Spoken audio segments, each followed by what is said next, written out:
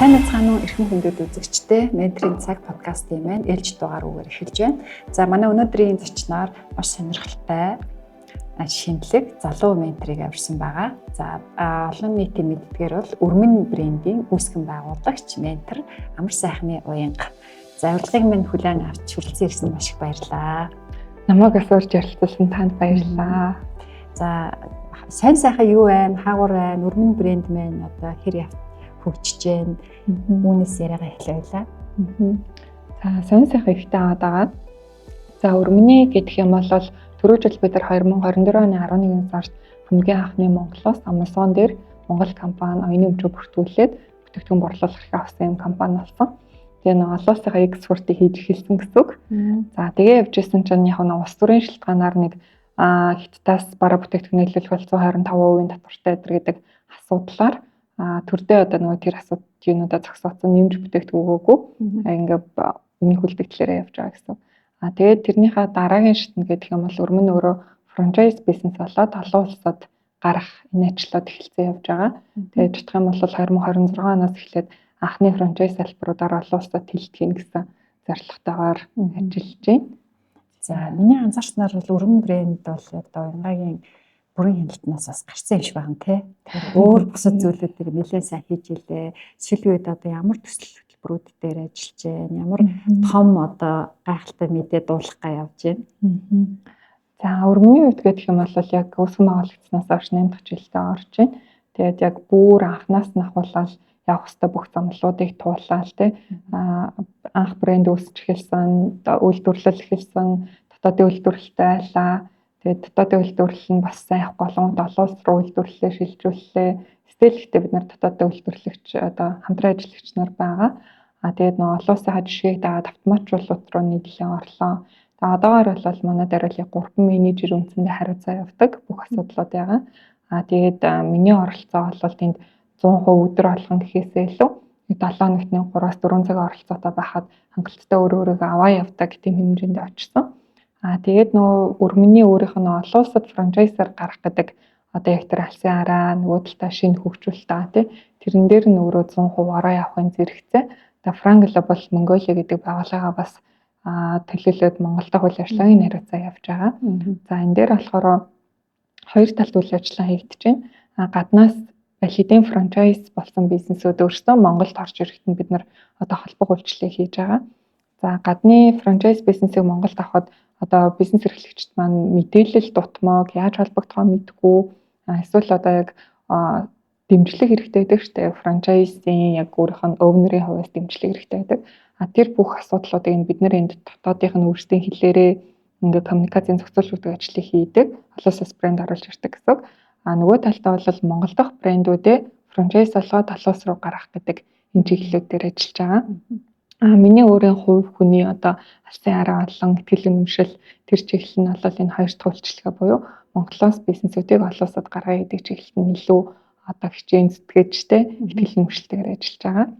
За гуравт нь гэвэл манай BNI гэдэг байгууллага Business Networking International олон улсын түвшинд ажилладаг бол олон улсын бизнес эрхлэгчтэй танилтай байх хэрэг үүсдэг. Тэгэхээр 80 улсад үйл ажиллагаа явуулж байгаа учраас тэр улсуудын бизнес эрхлэгчтэйгээ холбогдох журмаар BNI-да бас явж байгаа. Тэгээд нэг салбар хариуцаад тэг явж байна да.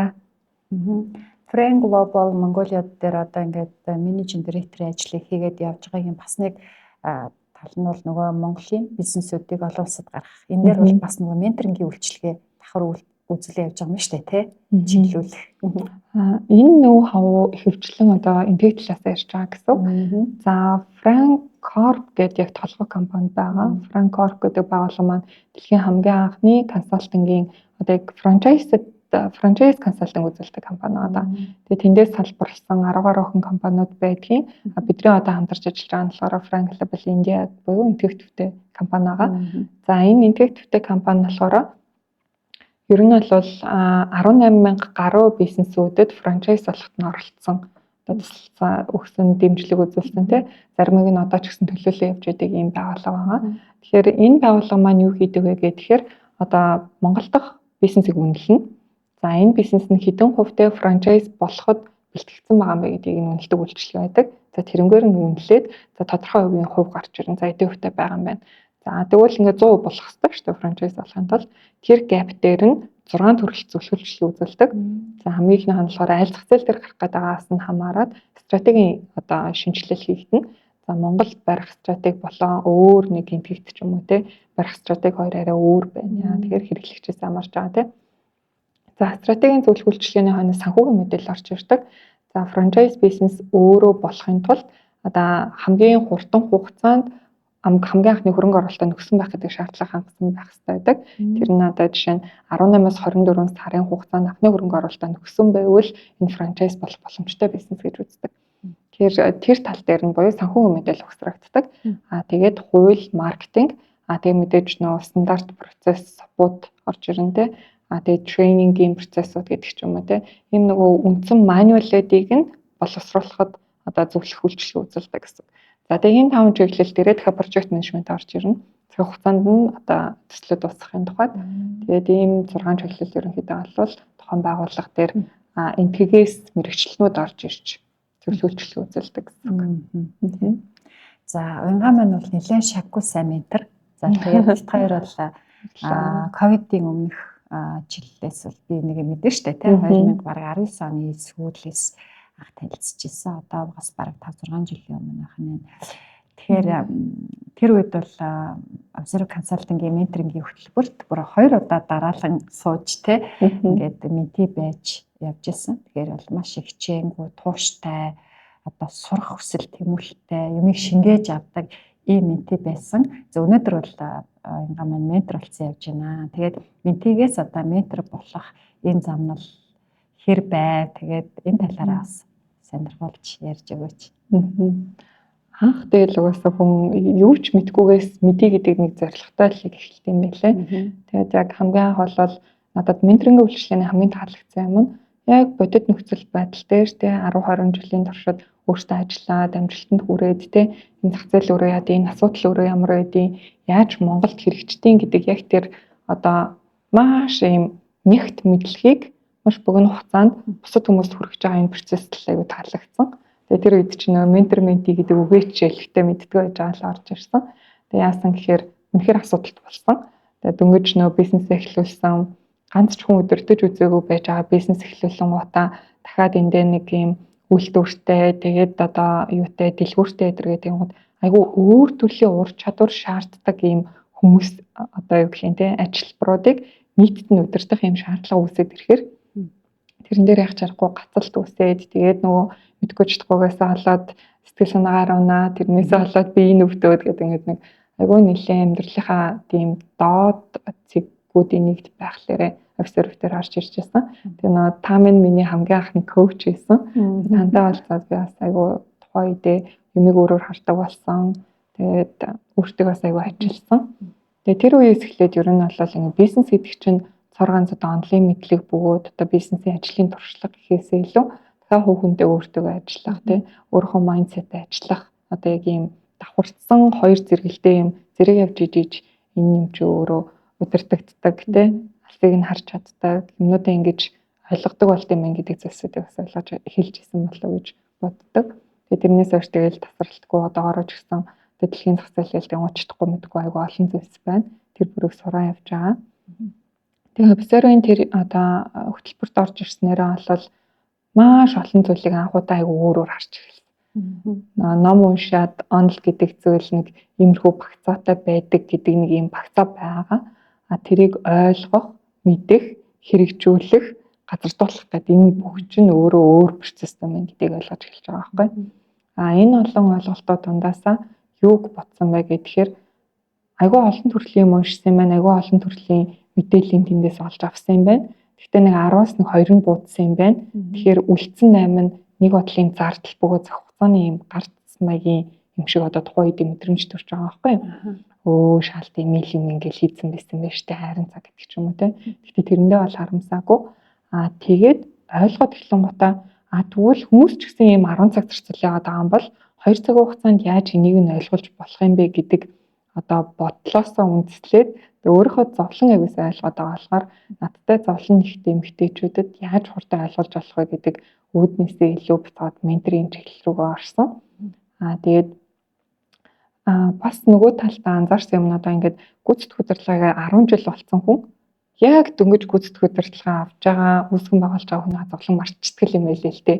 Учраас сараас 10 жилийн өмнө шүү дээ тий. Майндсет нь шал өөр болсон байгаа. Юмыг асуудлыг шийддэг арга барил нь өөр болсон байгаа тий. Тэгэхээр яг тэр нөгөө нэг амар хол байгаа хүн ийм нэг холын түвшнээс өндөр түвшнээс зөвлөгөө өчгөр энэ доор байгаа үн хүлээж авах гэхээр энэ дотор үүсдэг энэ гэп өөр аяг өндөр байдаг учраас би түрүүжил байсан асуудлаа ийм жил шийдчихэд эргээ харахад ийм байсан биш гэдгийг хэлэхэд арай илүү ойрхон юм байна гэж бодож менторинг хийсэн гэсэн үг. Тэгэхгүй бол одоо бол би яг ингэ 8 жилийн өмнөх өөршгөө ийм хүн хурж ирээд байх юм бол магадгүй тэр үндэ одооноос шал өөр юм одоо зөвлөгөө тэр нь нөгөөд хүнд буухгүй байх магадлал өндөртэй болж байгаа гэдэг юм санаа гэх юм уу. Тэгээ тэр агуулгаараа менторинг руугаа орсон. Тэгээ тэндээсээ бас асар их сурсан.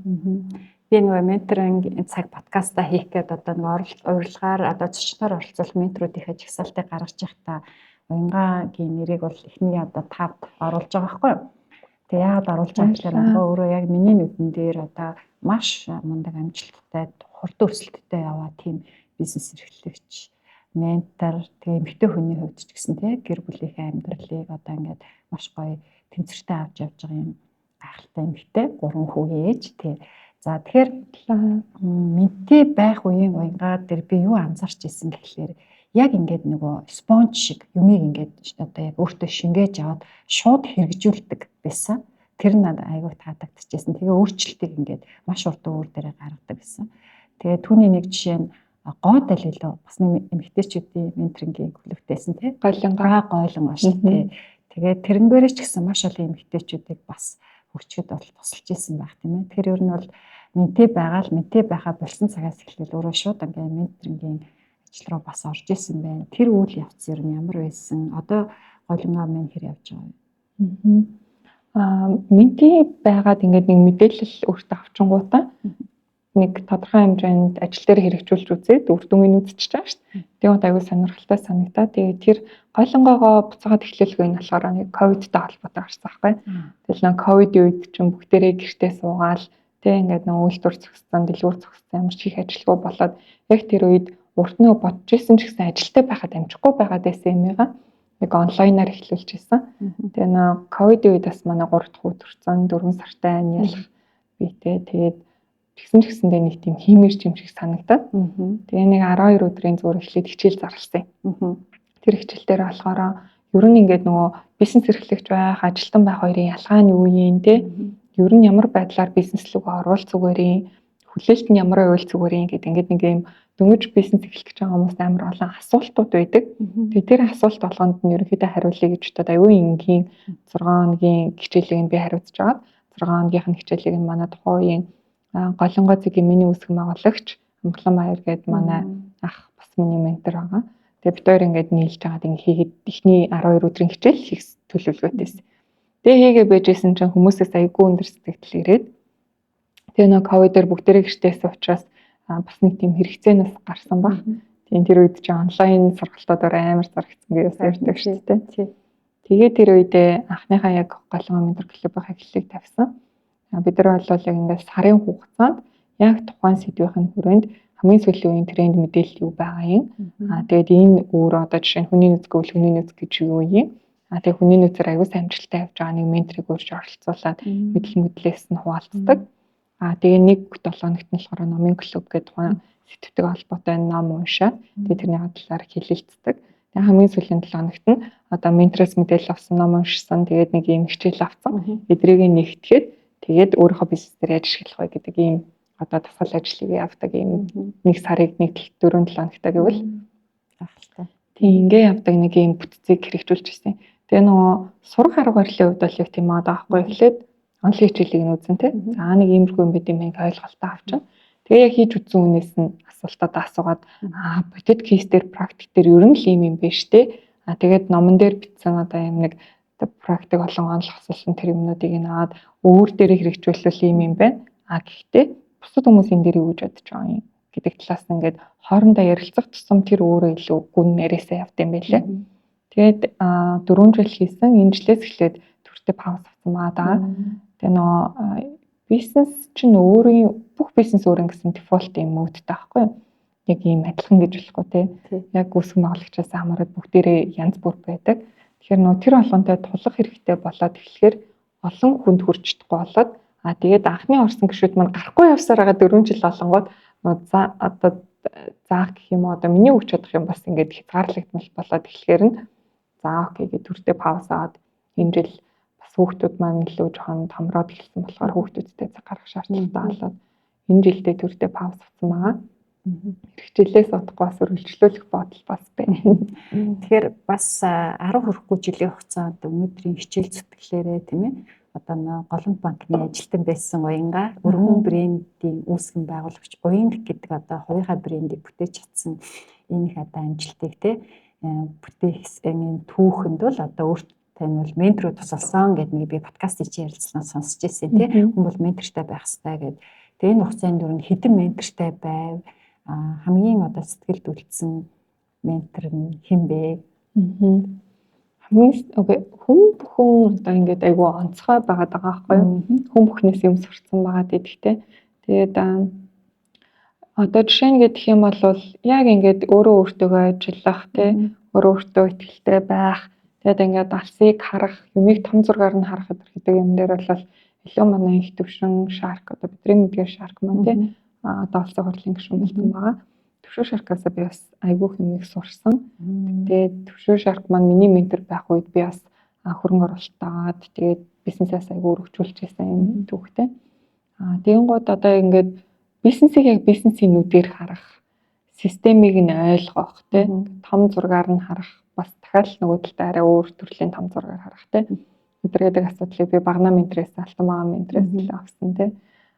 Хин инхот менторээс бол байгууллагын соёл гэж юу юм те энэ соёлыг яаж үүсгэдэг, системийг яаж бүрдүүлдэг гэдэг мэдээллүүдийг ингээ авсан те тэгээд бас Батшиг менторээс айгүй олон зүйлсүүдийг ялангуяа санхүү тал дээр нь те тэгээд нөгөө талдаа оролцогч талуудыг яаж хооронд нь ойлголцуулах уу, яаж зөрөгтэй байдгийг те гэдэг ингээд айгүй олон төрлийн мэдээллүүдийг ингээ хүн бүхнээс ингээ авсан байгаа байхгүй. Тэгээ манай талигаач мэрэгэн ах бас хамгийн бодоод хад бүр хамгийн анхны маань ментор байсан байлаа. Ингээд өөрөө сайн дураараа ингээд чиглэлэг өгдөг, цаг хугацаа зарцуулдаг гэдэг. Тэргээ бодонгууд хүн бүхэн өөр өөрийн гэсэн яг юм онцлог даваа талууд байгаа, өөртөө гэсэн юм чатдаг юмнууд байгаа. Тэгээ яг тэр болгоныг тэр хүмүүсээс авсан учраас яг ингээд нөгөө илүү дутуу гэж хэлэхэд аюу хэцүү. Тийм. Бүх хүнээс угаасаа л авсан. Тэгээд тухайн авсан тухайн үедээ үнэхээр үр дүнгөөгөө сайжруулсан. Тийм. Огт гээд уянгаа менторгүйгээр яг өөрийнхөө хүчээр явбал өнөөдөр ямар ах байсан бэ?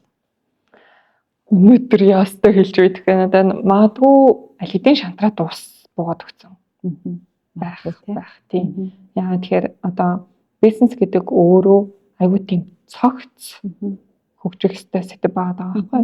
Тэгэхээр одоо дийлэнхтэй хүмүүс нэг аль нэг газар дээр нь ур чадвар дээр илүү сайн байдаг.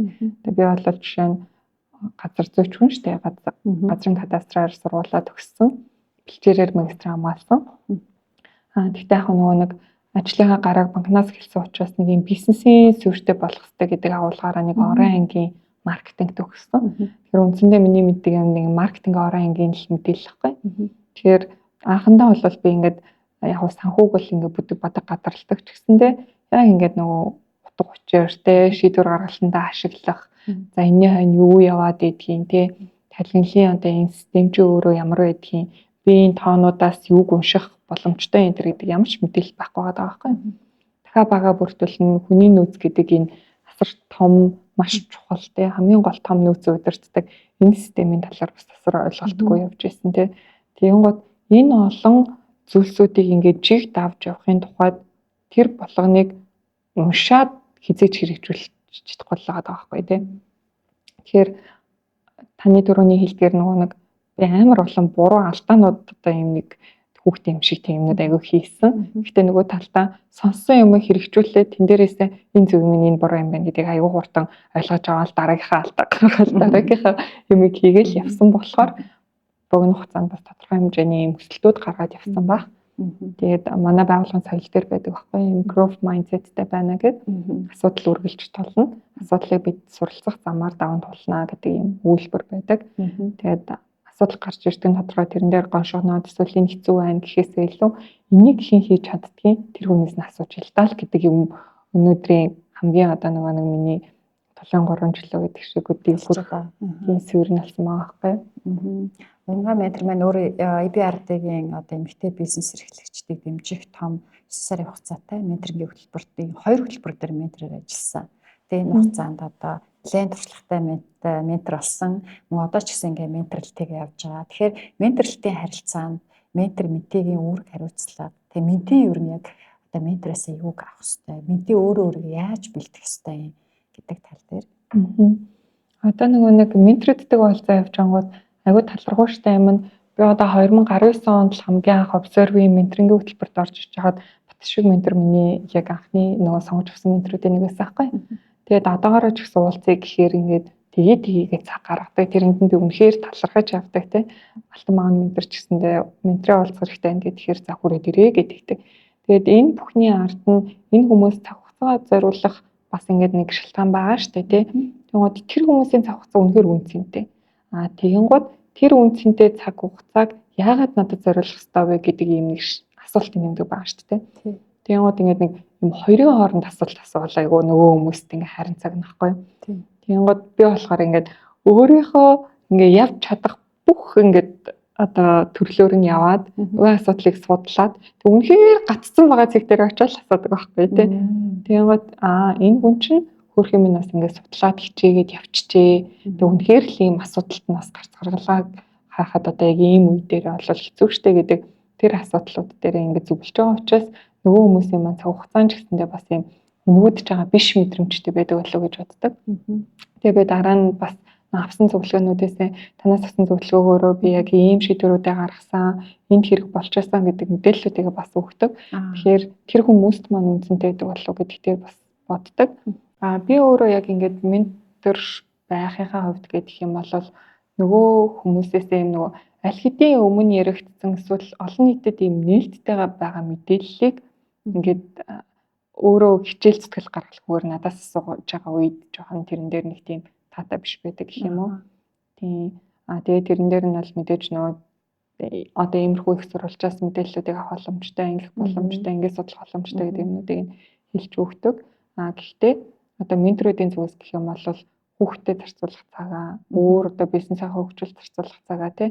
Тэгээ энэ олон юмд зарцуулах цагаа одоо сулж агаад тэгээд өөрт чинь яг хэрэгтэй юмыг нь хэлж өгөх гэж яг ингээд оюуны ажиллуулаад тухайн момент байдаг болохоор яг тэр моментийг нь ч гэсэн айгүй чэриш хийх юм бол дараагийн олон асуудлууд дээр чинь туслах боломжтой хүмүүс бас байдаг болохоор тэрэн дээр нь анхаарч ивэл зүгээр өмлөөл гэж би зүгээр хөвдөө. Тэр өөр нь бол ментийн үйл асуултаа бэлдэж очих хэрэгтэй хань тийм ээ. Тийм. Оюунга менторийн одоо өөрийнх нь ноу хау бол ер нь бол яг бэлэн болцсон асуулттай хүндэл тодорхой яг харилцааг үүсгэж зөвлөгөөгөө өгдөг байна шүү дээ. Өөр ер нь ямар аргачлалаар ажиллаж байна? Одоо ер нь хэдэн ментитэй ажиллаж байна? Одоо болохоор бол яг ингээд нөгөө тоочны ингэн гэхээсээ л манай галангаас уулзах хэрэгтэй байна гэх юм бол уулзсан. За бас нэг хаяада энэ тэнүү сургалт хийгээд явхаар тэрний хойноос нэг яг ийм асуудал байгаа даа гэхээр ирээд уулздаг хүмүүстэйгээ уулздаг. Ер нь бол хамгийн түрүүнд ойлгох хэрэгтэй юм нь тэр хүн маань өөрөө яг зөв асуудлаа олж авсан байна уу гэдэг аюул чухал санагддаг. Өөрөөх нь бодож байгаагаар энэ тал асуудлаа энийг шийдчихвэл болно гэд бодоод явж байтал тэрнийх нь дараагийн яг энэ асуудлыг үүсгээд байгаа яг гол асуудал нь тий гол одоо яг ийм одоо суур тий ийм проблем нь одоо 80-20-аа зарчмаар тий 20% асуудлыг шийдчихвэл 80%-ийн проблем байхгүй болчтой гэдэг шиг. Тэр нь өөрөө яг үнэхээр мөн байна уу гэдгийг л одоо харах гэж аягүй хичээж байгаа гэх юм уу. Тэгээ тэрний хөвчлэн хүүхэн өөрөө өөртөө ажиллах асуудлууд илэнхтэй бас байна. Тийм нэг юм limiting beliefs гэдэг одоо нэг юм хязгаарлагдсан итгэл үнэмшил эсвэл өмнөх бага бах үедээ ч юм уу өмнө нэг асуудлуудаас болоод ямарваа нэгэн зүйлийн талаар юм буруу итгэл үнэмшилтэй болчоод тэгээ тэрнээсээ болоод төсөлтөө хийж чаддаггүй, тэрнээсээ болоод өөртөө итгэлгүй байгаад байдаг. Тэрнээсээ болоод боломжуудад үгүй гэж хэлээд байдаг ч юм уу те. Иймэрхүү асуудлуудаас болоод би өөрөө ч гэсэн айгүй хойш сууж исэн учраас тийм асуудалтай байгаа хүмүүст бараг ингээд нэг бизнесийн энгийн түүл одоо юу гэдгийг те стратеги дээр нь зөвлөх гэхээс илүү тэрийг шийдчихвэл аль хэдийн бусад гарцуудаа өөрөө олох боломжтой. Суур итгэл үнэмшлийн асуудлаа шийдчихвэл тийм ээ. Тийм зүйлсүүд бас байгаа юм шиг харагддаг. Гэхдээ мэрэгчлэн хүн биш учраас үнэхээр тэр нь тийм байгаа бол мэрэгчлэн хүнд хандараа гэдэг зөвлөгөөг нөгөө явуулдаг ч юм уу тийм. Таны одоо яг менторлтын чиглэл юу вэ? Бизнес хөгжүүлэлттэй нь, брэнд хөгжүүлэлттэй нь, маркетинг чиглэлтэй тийм. Ер нь бол ингээд эхлэл зэгээс нь ахуулаад эцсийн цэг хүртлээ энэ систем ямар нэгэн хүний одоо хүнээс болж үүсгэхтэйг гэх юм уу те ингээд өөрөө өөрийгөө хөгжүүлээд чигт явах систем байна уу гэдэг дээр л илүү сонирхож ажиллаж байгаа гэх юм уу. Тэр тал дээр илүү сонирхож бусдын одоо асуудлыг шийдэхдээ тэрийг илүү ашиглаж байгаа гэдэг талаараа л таны одоо менторлтын үр дүнгууд гарсан л ахaltaа те мэдээж нөгөө мэдээгийн нэр бизнесийг дуртахгүйгээр ер нь бол иймэрхүү үр дүнгууд гарсан гэд хэлвэл хэдийн хугацаанд та яг ментороор ажиллаад тийм үр дүн гаргаж байгаа. Яг том зургаараа ярих юм бол манай Голонгой ментор клуб биднээс юм хөрхөн жижиг төслүүдээс хэрэгжүүлдэг байсан. За тэр дундаа гэх юм бол дотооддоо өөрөө өөрсөндөө санхүүжилттэй нэг юм юу халимнуудын клуб гэдэг байдаг. Тэр нь болохоор манай Голонгой ч юм бол одоо 40 эмэгтэй бизнес эрхлэгч байгаа шүү дээ. Тэгэхээр нэг хүний нэгээс 2 сая, зарим нь 3 сая төгрөг өгөөд тэгээд дотроос 6 сар тутамдаа нэг төслийг сонгон шалгаруулад тэгээд тэр төсөлтөө тодорхой хэмжээний санхүүжилт өгнө. Буцаагаад нөгөө төслийгөө тэр одоо нөгөө зорьсон зорилготой хүрэхийн тулд нөгөө хөрөнгө оруулалт гэсэн хүмүүс нь бөөнөрөө нийлж тусалдаг нэг юм процесс байсан. Тэгээд 12 ер нь аль жижиг төслүүдэд санхүүжилт өгсөн байдаг бид нар өөрсдөө дотроосоо. Тэр дундаас хамгийн өндөр өгөөж хүртчихсэн яг нэг юм төсөл гэдэг юм бол нэг 32% өгөөжийг 6 сарын хугацаанд гэдэг чинь бас хөрхөн одоо өгөөж штэ тий. Тэгээ бид нар хөрөнгө оруулалт гэхлээр нь 2 төрлөөр хийдэг. Нэг нь болохоор окей эрсдлээ бид нар хамт өрөөд тэгээд ингээд хөрөнгө оруулалт байдлаар өгье. Нөгөөх нь болохоор зээлийн хүний дундаж хадгаламжийн дундчлаад тэгээ нөгөө хүндэд дарамттай биш зээл байдлаар өгье гэдэг ийм 2 төрлөөр явдаг байсан. Тэгээд тухайн төсөл маань ямар ч байсан хугацаанаас өмнө нэг бүтээгдэхүүн хийгээд зарах байсан. Тэрийгээ зараад бүрэн дуусаад тэгээд 30% өгөөж бид нарт өгөө тэгээд ингээд гарч ирсэн тийм амжилтууд байгаа. Тэгэхээр богино хугацаанд тийм боловч урт хугацаанд ер нь бол бизнес эрхлэгчтэй ялангуяа эмэгтэйчүүдийн майндсеттэй л нэлээд ажилласан юм байлээ. За. Өөртөө итгэлтэй тий. Тэгээд дахиад өөртөө итгэллийнхэн түвшин ямар хүн одоо таны Голонгойгийн менторинг хөтөлбөрт хамрагдаа танаас одоо менторингийн үйлчлэгээ аваад ер нь ямар түвшинд очсон бэ? За яг ийм юуны жишээ гэд хэлэхээр толгойд орж ирнэ гэдэг юм бол яг одоо ингээд нөгөө бид нар чинь бүгдээ ээжүүд байгаа шүү дээ тий. Тийм. Тэгэхээр одоо ингээд нөгөө нэг ээжүүдийн дийлэнхтэй байдаг итгэл үнэмшлэн гэдэг юм бол би сайн ээж байх хэрэгтэй гэд гэрийнхаа хамаг ачааллыг нуруунд дээр өрөөд идэгтэй. Өглөө хосоол цайгаа хийн, тэгэл өдөр хүүхдүүдэд хөргөж өгөн буцаагаал авна. Тэгээ орой олоо хийн, хагас бүтэн сайн нөхрийгөө амраана гээл гэрийнхаа хамаг одоо голгоо цэвэрлэх бүх юмнуудыг хийн. Тэгээ тэрнийхээ хажуугаар бизнес авч авна гэдэг бол асар өндөр юм ачааллахгүй юу? Тэгэнгუთ өөрөө өөртөө цаг зарцуулах нь юм гинтэй юм шиг мэдрэмж төрдөг бол эмэгтэйчүүд байдаг гэсэн. Дийлэнх маань ер нь бол тийм штэ. Тэгээ бид нар ч бүр хагасны 6 цагт уулздаг байлаа өглөө. Яагаад тэгж байгаа юм бэ гэхээр өглөө 6 цагт уулзаад 9 гээд дуусаад гэртээ харахад нөхөр хүүхдүүд нь босчдаг. Тэгэнгუთ нь өглөөний цагийг бэлдэж өгөө. Тэгээд ингийн амьдралтаа орох боломжтой байдаг ийм процесс байгаа байхгүй. Тэгтэл хүн штэ тий бид нар чинь тийм. Тэгэхээр тэрнийхээ одоо нэг өөрийнхөө мөрөөдөл буюу одоо тэр хийх гээд байгаа бизнестэй цагаа зарцуулах биднэрт эрх байгаа. Би найзуудтайгаа тухтайгаа суух эрх байгаа тий. Одоо тэгээд шинэ бүтээгдэхүүн хөгжүүлэлээ дээшээгээ хөрөнгө оруулалтыг явсан бол яадын ганц 2 өдөр орой хоол хийхгүй байх эрх надад байгаа гэдэг ч юм уу. Иймэрхүү одоо нэг юм жижигхэн юм шиг боловч майндсетийн өөрчлөлтөд дийлэнхэд маань гарсан байдаг. Нөхрүүд нь сүлдө хөлийн зөвшөөрсөн гэж ярьдаг байхгүй. Голонгот юм уу. За тэгвэл өнөөдөр ингээд тал өдөр би хүүхдүүдэд харах юм байна гэдгийг хөлийн зөвшөөрч хэлсэн гэдэг ч юм уу те. Тэгэхээр тэр өөрөө айгүй жижиг юм шиг боловч бидний яг ингээд хийсэн суурь юм байгаа байхгүй. Тэгээ ээжүүд тийм эрхчлөөг өөртөө олгохоор хүүхдүүд тэрийг харахаараа том болоод өөрийнхөө хүсэл мөрөөдөлд хөрөнгө оруулалт хийх тэр суурь нь бэлтгэгдчихэд гэж би хувьдаа бол боддог. Өөрийгөө хүндүүлж өөртөө цаг гаргаж өөрийгөө хайрлж сурсан шүү дээ тийм гахалтай. Тэгэхээр би уянгааг одоо хувийн хөгжилтэй маш их төлхөө системд анхаардаг хүн юм уу гэж би анзаарсан. Тийм тэгээд маш мундаг англиар ярьдаг юм байна лээ. Тэгээд ер нь бол энэ олон ажил төсөл хөтөлбөрүүдийг удирдах явж байхад мэдээж өөрөөс чинь мэдлэг ур чадвартай байх шаардж байгаа шүү дээ. Тэгэхээр өөрөө өөрийгөө ер нь хэрхэн яаж хөгжүүлж байна? Хувийн хөгжлийнхээ ноу хавнаас олцооч. За хөгжүүлэлтийн хөтөлбөрийг ингээ бодонгууд их олон төрлийн ингээ хөтөлбөр байх шүү. За ингээд soft skill гээл те. Хүнтэй харилцах ур чадвар гэж явж байна. За дахиад ингээл нөгөө hard skill-ууд яг ингээд санхүү гэдэг чинь өөрөө юу юм ингээл юм онлайн практик мэдлгүүд нөгөө талдаа дахиад ингээд яг өөрийгөө ойлгох, өөрийгөө танин мэдэх, тэ сэтгэл зүйдээ анхаарах гэдэг ч юм уу тэ. Тэгээ энэ зүйлүүдийг ингээл яг бүгдийг зэрэг баланстай авч явахгүй болвол энэ яг юм нэг 3 хөлтэй ширээ шиг байгаад байгаа байхгүй. Нэг нь тоглолтчингууд нөгөө хоёртой нөлөөлөл бөөнөр ингээл тоглолтож унчих гэдэг ч юм уу тэ. Тэгэхээр хамгийн суур надад санагдсан юм нь одоо тэр сэтгэл зүйн асуудал бөгөөд өөрийгөө танин мэдэх, өөрийнхөө үнцнийг тодорхойлох, тэгээд нөгөө баундрийгаа тавих гэдэг юм асуудлууд. Тэгээд манайханд нэг юм битэн билээ. Би өөрөө ч гэсэн тийм байсан нөө бүх талбар дээр нэг л хүн шиг байна гэдтэй. Гэтэл тийм боломж ерөөсөй байхгүй байгаа байхгүй тий. Ээжийн охин байх, хүүхдийн ээж байх хоёр амар өөр байгаа байхгүй тий. Хүний эхнэр байх, байгуулгын захирал байх хоёр амар өөр байгаа байхгүй тий. Тэгэнгүүт нэг хүнд хүссэн үсээгүй нэг юм дөрүүд байдаг болвол тэр дүр болгоны баундри өөрөө тусдаа байх хэрэгтэй мэн гэдгийг бас аягүй сайн ойлгосон.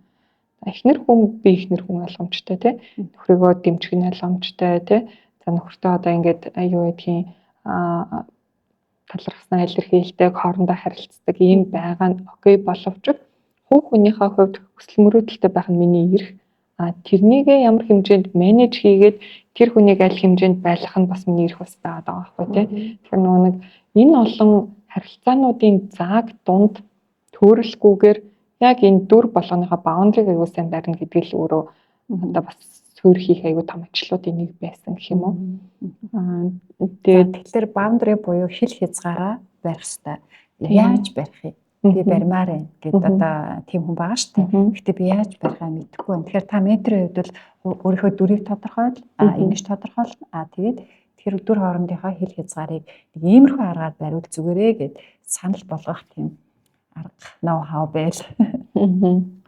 За санал болгох гэхээр аягүй том сэдв нөгөө өөрөө аягүй ойлгох хэрэгтэй л байгаа. Ер нь их олон төрөл явж байгаа л да. Тэгэхээр нэг яг ингээ хүүхнийхээ хувьд би ямар хүсэл мөрөөдөлтэй хүн юм те би юуг зордгийн гэдэг юм нас аягүй чухал одоо хамгийн түрүүнд тодорхойлогдох хэрэгтэй байгаа байхгүй.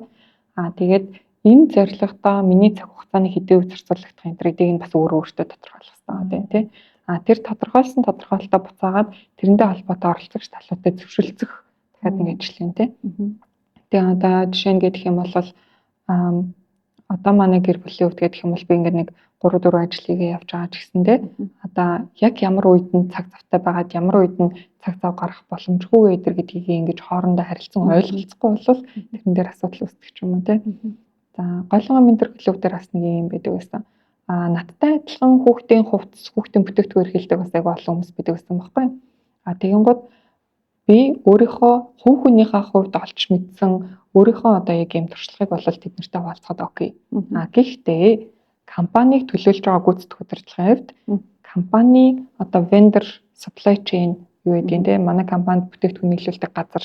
За эсвэл одоо юу гэдэг манай компани өөрийн бүтээгдэхүүний ноу хау, product design-ийн ноу хау, манай компани өөрийн дотоод үйл ажиллагааны одоо ноу хау гэдэг ч юм уу те. Компани эрх ашигт хамгаалагдах тэл зүйлийг заавчлаарай би гүйцэтгэх захирлынхаа хүрээнд энэ мэдээллийг өгөх боломжгүй юм аа. гэдгийг ингээ хамгаалдаг те. Хүүхнийхээ хувьд бол би чамд ийм юмнуудыг хэлж болохоор байна. Нэг ингэчүүл зүгээр идэм байлээ шүү. Төрүүлээд ингэ шалгачдаг юм байлээ шүү. Иймэрхүү байдлаар харилцаа авч авбал зүгээр гэдэг юм байлээ шүү. Энэ хоёр мэдээллийн хүртэл хооронд нь ялах нь айгүй чухал байгаа байхгүй тий. Ээж хүнийхээ хувьд бүх ажлуудын хүүхдүүдтэй холбоотой үнэхээр чухал гэсэн ажлууд бол ямар ч ажлыг cancel хийгээд би ээж хүнийхээ хувьд энд явах хэрэгтэй уучлаарай өнөөдрийн уулзалт цуцлагдлаа. Тэ гэдэг энэ нөгөө байр суурьуд өөрөө аюу тодорхой байж ижил нөгөө хүмүүс ч гэсэндээ за захирал ингэж чаад хүүхдтэй холбоотой асуудал яхан бол энэ үсэд цуцалдаг гэдгийг энэ ажилтнууд нь мэддэг те хамтрагч нар нь ч гэсэн тэдрийг ингээ ойлгодог байх нь л аюу чухал. Тэгэхээр Унга менторийн хувьд бол хэл хязгаараа аюу сайн тодорхойл те өөрөөр эхлээд өрөө их тодорхойл тэгээд хэл хязгаараа тодорхойлоод тэгээд харилцааг бол маш тодорхой харилцааг үүсгэх тэр хэмжээгээр одоо зоригтой бай тийм ээ мэргэжлийн ажил хэрэгч бай гэдэг зарчмаар явд юм байна шүү дээ. За таны менти болъё гэсэн хүн танд хандвал та одоо менти авах бил нөө тийм цаг зав байгаа юу? Яг одоогоор нэг эх оны 2 сарыг дуустал бол тийм цаг завгүй байгаа тийм. Би яагаад тэгж асууж байгаа юм гэвэл нөгөө би бол таныг манай одоо Observe Consulting-ийн нэг харьцах нэг менторгийн хөтөлбөрийн ментор гэж одоо бодож байгаа. Тэгээ та бол одоо манайхаас салахгүй. Тэгэхээр магадгүй одоо над руу би Унга менторийн менти болъё гэвэл та бол 26 оны 2 сар хүртэл завгүй түүнээс хойш бол танд менти хуваарлаж болох юм биш үү те? Болно. За та одоо хэрвээ юу тодорхой ярьж болох бол нөгөө coach action гэдэг нэг гоё action coach гэдэг тий. За тэрнийхээ талаар бас бүрдүүл надад их сонирхолтой санагдаад байгаа тэр. Зөв. Action coach бол яг үнэхээр Монголд бас хэрэгтэй. Тэгээ бас тандаас үнэхээр сонирхолтой санагдаад би сонирхож байгаа тий. Харахгүй мó. За энэ маань юу вэ гэхээр хамгийн анх Brad Sugar гэж одоо яг ийм бизнесийн консалтинг хүн. Гэхдээ мань хүн Австралиах. Австралид 23 наснда ерөнхий тойрныхоо бизнесүүдийг харж байгаа. Яагаад эднүүд нэг ийм сонин нэг тогтсон хэмнэлтэд байгаа юм бол гэж бодоод анхны зөвлөгөөлчлөгийг гаргаж ирсэн. За тэр зөвлөгөөлчлөг нь нөгөө харилцагч нар дээр нь аягүй сайхан үр дүнтэй байгаад байсан учраас Австралийн засгийн газраас дэмжиж жижиг дунд байгууллагуудад нийтд нь одоо яг энэ үйлчлэгийг хамруулах тийм одоо аян ихтлүүлсэн гэх юм уу. Тэгээ мань хөө 26 наснда санхүүгээр хөгжлөнд хүрээд ер нь бол би одоо юу ч хийхгүйсэн ч гэсэн амжилттай амьдарч болохоор байна гэдэг дээр ингээд ирсэн маа.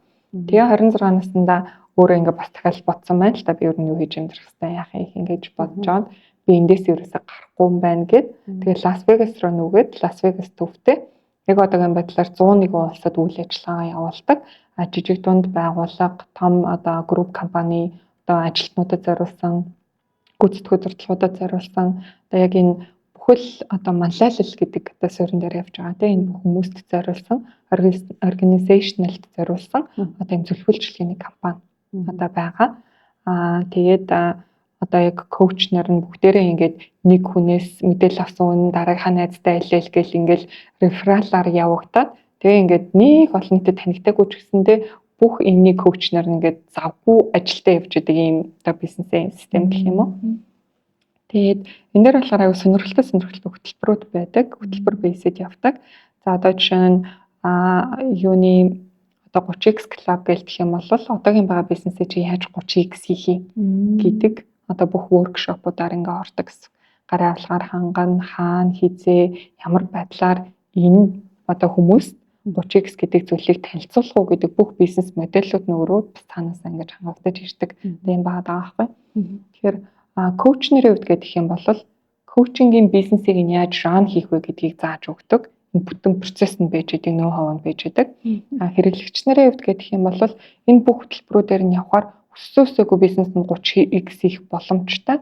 Өөрийг нь болон ажилчдыг нь компаниг нь тэр чигт ингэж өөрчлөлтгөх юм байл байгаа гэсэн. Тавчгандаа. Гайхалтай. Тэгэхээр коучны хүртэл одоо бизнес дээр нь дэмжлэг үзүүлэх гэдэг шүү дээ, тий.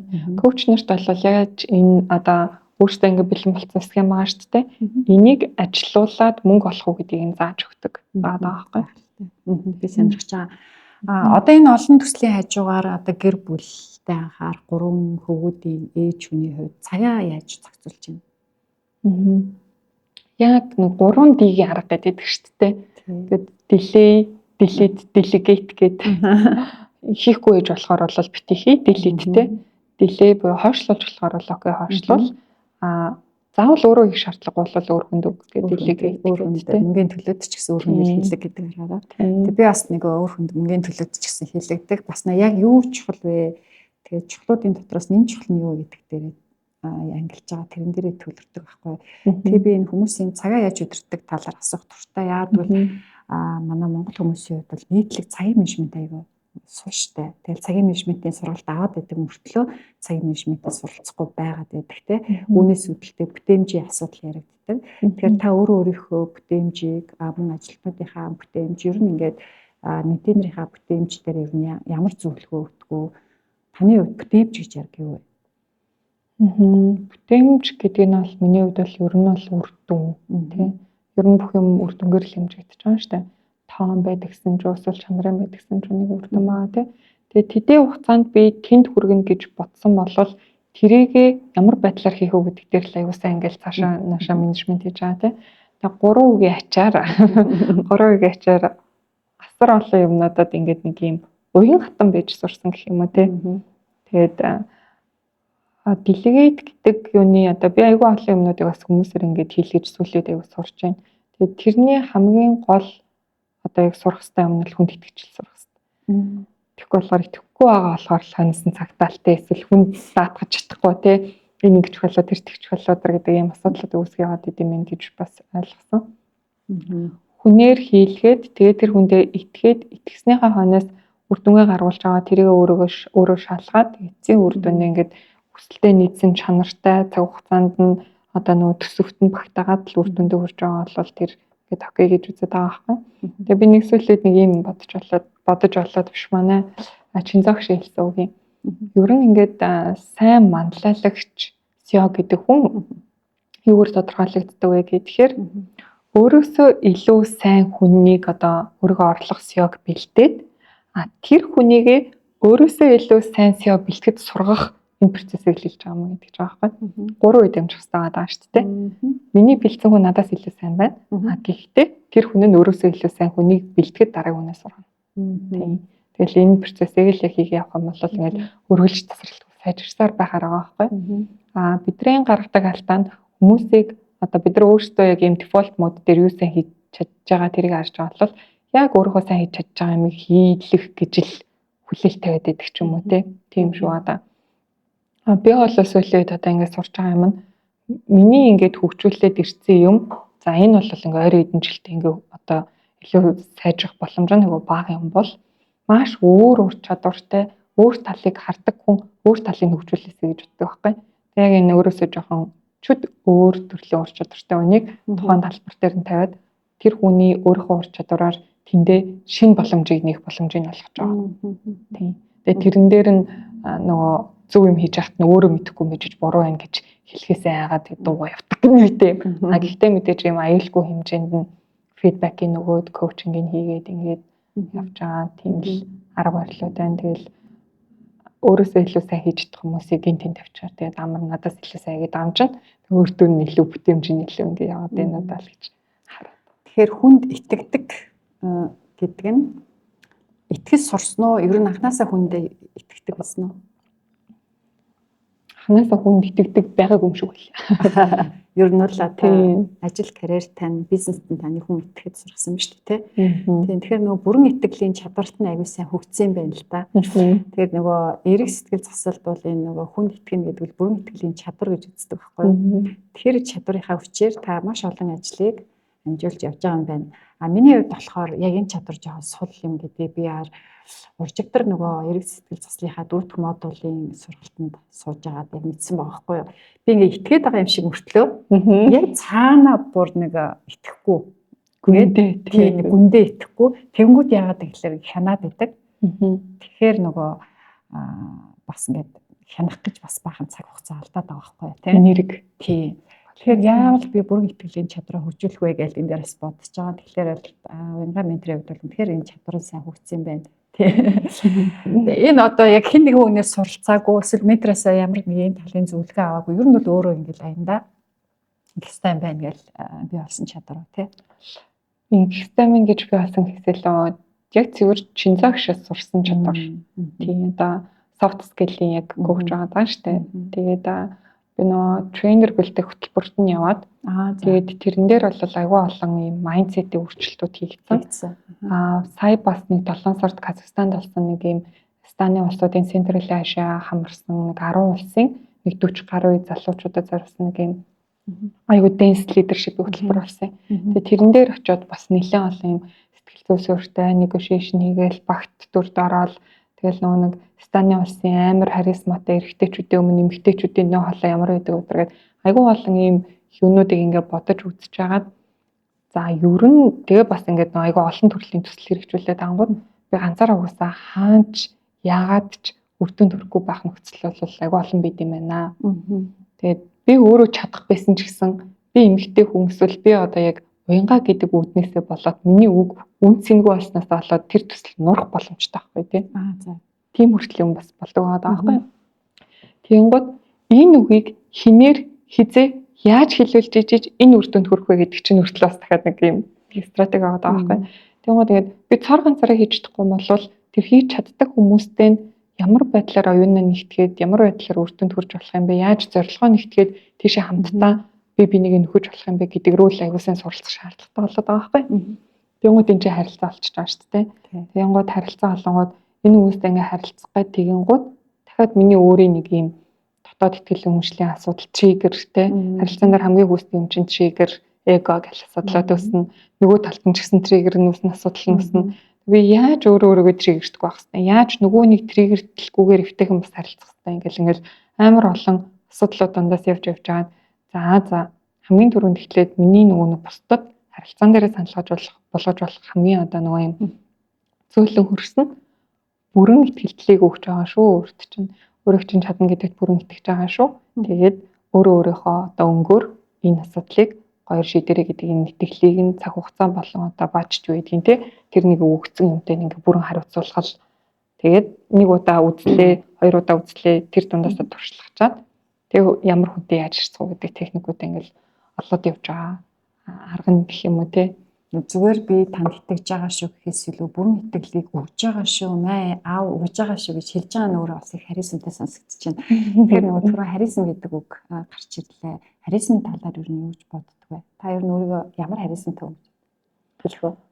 Харизм гэхээр би бол айгу зөөлөн харизматай байх гэж боддог. Ээлжтэй. Тэгээ би хүнд нэг тэгж ингэж уурлаад байдаггүй. Тэгээ манай ажлынхан ч гэсэн нэг намайг ууралж байхыг айгу зөвхөн харж байсан болов уу гэж боддог. Яг цэцрэх үе байна. Хүн юм чинь. Гэтэ мэдээж нөө шалтгаан айгу тодорхой байх хэрэгтэй шүү дээ. Харизмын үед бол би өөрөө нэг харизмтай гэж боддог байгаагүй энэ ч нөө төрлүүд нь айгу олон төрлөө. Тэгээд сүүлд бол яг би айгу зөөлөн харизмтай байна гэдгээ тодорхойлсон. Тэгээ зөөлөн байна гэдэг нь бас хүчгүй гэсэн үг ерөөсөө биш. Ээлдэг харизм.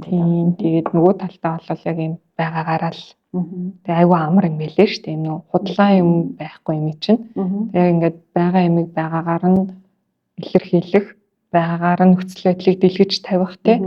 Эсвэл цаанаа ямар нэгэн байдлаар юм асуудалтай юм за энийг ингэжүүлдэг чинь өдр гэдэг юм бодол гэхээс илүү зүгээр ингээл нэлттэй дэлгэд байж байгаа нь өөр айгу амар юм байна гэж бодод тэгээд тэрнгээрээд байгаа нь нөгөө талтай яг хүмүүс дараа нэг ийм мэдрэмжүүдийг төрүүлдэг гэж магадгүй л гэж сүлээд бодож байгаа. Тийм яг миний нөгөө ажил чинь одоо хүн их ажигладаг, асуулт тавьдаг ийм ажил шүү дээ. Тэгээ яг би өөрийнхөө юу гэж анзаардаг гэхээр ээлдэг харизмтай бас нөгөө их алсын хараатай их төвлөрсөн харизмтай хүн юм гэж би анзаардیں۔ Эрх мэдэл жоохон байхгүй. Тэгээ эрх мэдэлтэй харизм их гаргаад идэггүй байгаа. Тэгтээ гаргаад идэггүй.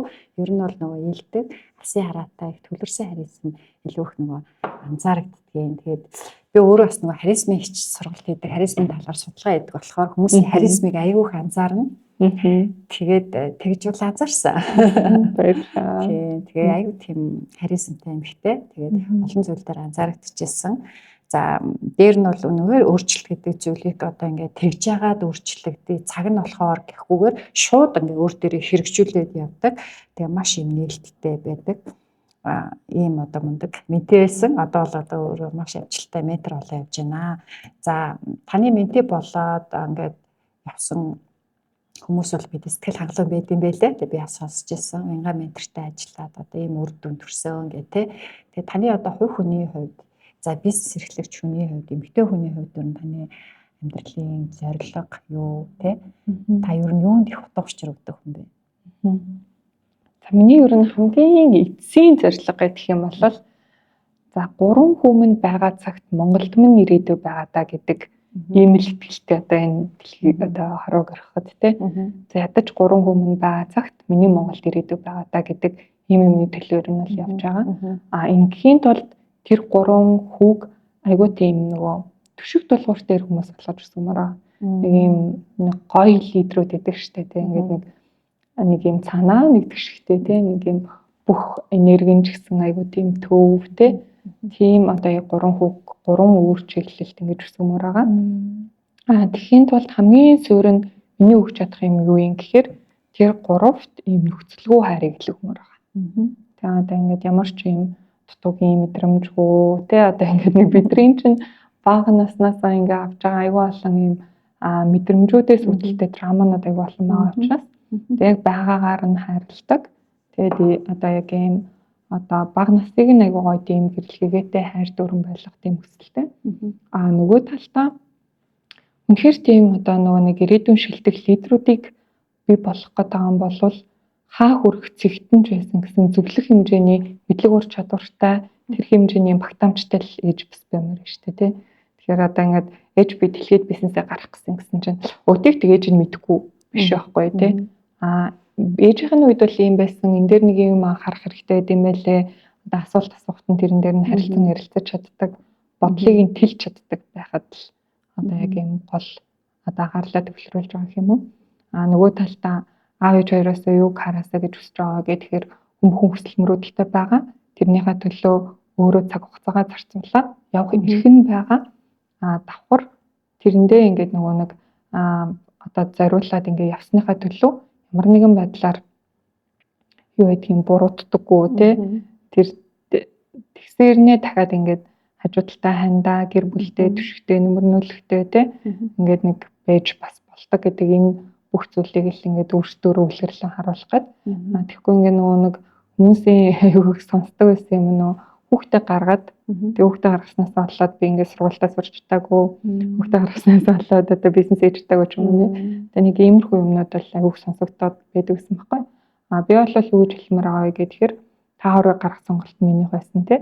Тэгээ та хоёр надад илүү мотивашн болсон, надад илүү сургалт одоо ингээд тий намайг хөгжих өөрийгөө ингээд хязгааргүй тэлэх боломж болсон болохоос хизээч хойш татах юм зүйл байгаагүй шүү гэдэг зүйлийг ингээд ам бартам хэлэх хүсэлтэй байдаг. Тэгээд ээжигээ харсан болохоор ингээд том болохоор өөрийнхөө ингээд хиймээр байгаа юмнуудыг ямар ч юм эргэлзэлгүйгээр тийшээ орж чаддаг тий. Тэрийг авч чаддаг, бусдад өөрийгөө илэрхийлж чаддаг. Тийм зүйлүүдийг л одоо сураасаа гэж хүсдэг юм уу? Гороогийн. Тийм нөгөө ээж гэдэг чинь өөрөө одоо бидний насан туршид биднээс саддаг маш одоо эрхэм хүндтэй том карьер шүү дээ тий бэ? Энэ карьераас одоо хэрхэн яаж гүйцэтгэж яваа бол гэдэг дээрээ бас бид анхаарах хэрэгтэй. Бас хичээж л явна тий. За тэгэхээр цаашдаа одоо энэ эмэгтэйчүүдтэй ажилласан хэврэл байна тийм ээ. За тэгэхээр өнөөдөр нийгэм таны одоо санааг хамгийн их зовоодог зүйл юу вэ? Голонгоо гэхлүүлэхээ өмнө одоо хоёул ингээд нийгэм гэл нэг том ярьлаа гэхэд эмэгтэйчүүд талдаа тийм одоо таны одоо ингээд бизнес яаж хийж байгаа л эмэгтэйчүүдтэй холбогдоод байна шүү дээ. Тэгэхээр яг санааг чинь зовоодог нэг зүйл байгаа болол энэ бас голонгоо клаба эхлүүлсэн байна шүү дээ тийм. Яг голонгоо гэхлүүлж явахын өмнө нэг юм процесс болсон байхгүй. Хүүхдийн тоглоомын талбай дээр тэг нэг юм нэлээд манай хүүхдүүдээс 2 хүүгнээс нэлээд том 2 охин манай хүүхдүүд хэлэн хүчрцгүй загнаал ундаг байхгүй юу. Тэгээ бүр ингээ гайхаад очиод мэдээ яа миний хүүхдүүдийг загнаад байгаа гэдгсэн чинь эн чинь ингээд ир чинь тэгээд гэл ингээл зүгээр тоглож байхлаар нь урд орнгүйж орчин готоо хүүхдүүд загнаад гэдэг нэг тийм процесс талаа. Тэгээ би гайхаад ямар амар стресстэй хүүхдүүд вэ энэ жоох хүүхдүүд идэж гэж бодоод тэгээ ээжсэн чинь танаас нь нэг ээж гарч ирэл тачигнаал хэвээр нэрээ яасээс хувцас өмссөнгөө ялаад хэлэхгүй гарлаа марлаа гэл уурлал тэгэл тэр хэд ордог байхгүй юу байрны гадаагийн нэг тоглоом талбай дээр. Тэгээ миний бодсон юм нь ээжүүд яг ингээ гэр бүлийнхаа төлөө өөрийгөө зориулаад байна гэж байгаа боловч гэтэл тэгэл дотор хүн дотор нь зөрчил үүсээд байгаа бол тэр өөрөө мэдсэн мэдээгүй гэр бүлийнхаа нурамсгал нөлөөлж байгаа шүү дээ. тэр хүүхдүүдийг хүмүүжүүлэлт нөлөөлж байгаа. Тэднэрт ингээд тодорхой хэмжээнд нөлөөлж байгаа. Тэгээ миний нэг юм одоо Чингис хааныхаа ингээд нэг үгийг айгүй хэлэх дуртай байхгүй. Алсын зорилго өгвөл ойрын зовлон оршно гэд. Тэгмээд ингээд том зорилготой олчгоор хүмүүс өнөө мөрөө шааж жигсажиг асуудал анхаарах болчдөг. Тэ мөрөөдөлтөй олчгоор ингээд нэг нүдэн гэрэлтээд одоо асуудалтай байгаа ч гэсэн за тэрнийхээ төлөө явж байгаа шүү гэдэг нэг юм сэтгэлийн галаар бусад зүйлүүд нэг гоё тэгшээд ирдэг юмнууд байдаг шүү дээ. Тэгэхээр нэг ээжүүдээ гоё мөрөөдөлтөй болгомоор.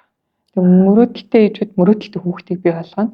Тэг мөрөөдөлтөй хүүхдүүд манай хүүхдүүд ингээд 20 эдтэй болоод би нэг ийм гоё юм хиймээр байгаа гэхэд тэрийг дэмжиж чадах байхгүй юу? Тэгээ нийгмийн одоо яг гол хийж чадах юм тэр байгаа гэж би харж байгаа.